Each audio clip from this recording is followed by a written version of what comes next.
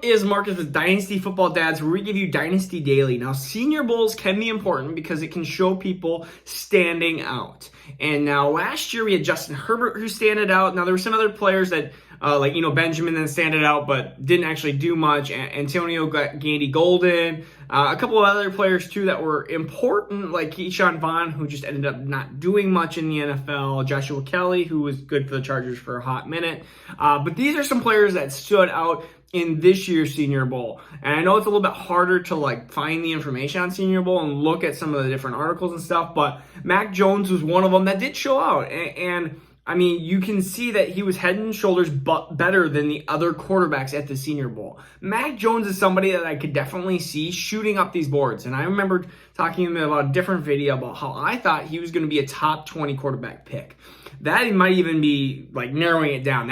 He might be a top 15 pick. He might be even in that teens, 10, 11, 12 range. I don't know what the teams exactly are that have those picks, but he could be one of those QBs that could replace, I don't even know where Atlanta is, but he could be behind Matt Ryan or something like that, which, I mean, I think he will be I think he'll shoot up some boards because people look at him and they go, well, Devonta Smith did amazing. Jalen Waddle was good for that beginning half of the season there. Well, Mac Jones threw a lot of really good passes to those wide receivers to help them out through the year there. So my next player would be Khalid Herbert. Khalid Herbert is a shorter guy. We were talking only under 5'9". He's about 5'8", and I think they recorded him at 5'8", 7/8". So just say 5'9". 5'9", but he's a bulky guy, 204 pounds, and he showed that he could do a little bit of everything. And that's what you want. You want a three-down running back that can do a little bit of everything. Will he turn out to be a three-down running back? We don't know, but it's just a name to think about. This is going to be super hard.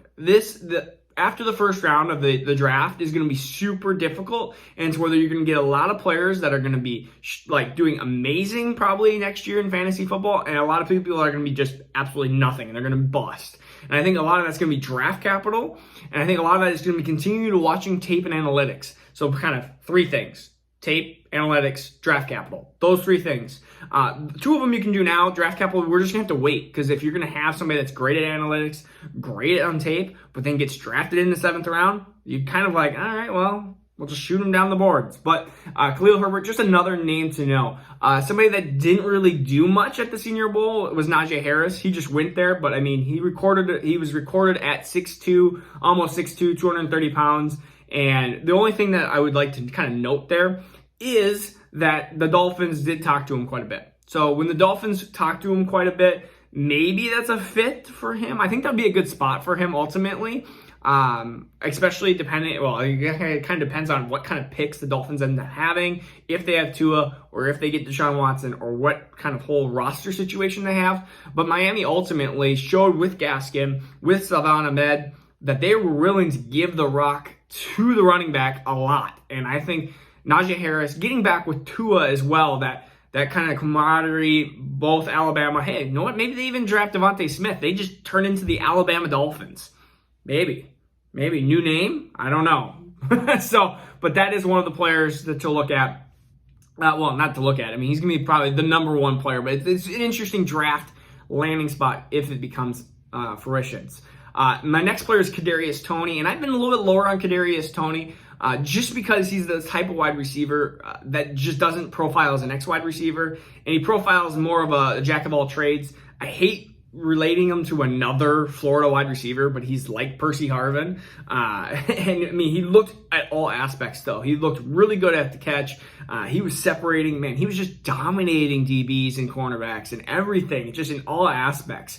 And so if he can put the drops behind him, he has these drops that just happen. But if Cadarius Toney finds a really good location and spot, man, I would love him at a Saints player or something like that. I don't know how the Saints are going to be at quarterback, but a Saints player, a Green Bay player. I love those two spots for those type of players, like Rondale Moore, Jalen Waddle. Well, Kadarius Toney could be kind of like that type. I don't like him as much as those two players, but Kadarius Toney, somebody that is definitely rising up my boards as well. Another player that we'll go through is Austin Watkins. He's a wide receiver from UAB. Now he's almost 6'1.5", 207 pounds, and he's just a traditional X wide receiver. And when we talk about traditional X wide receiver, He just is very smooth and very athletic.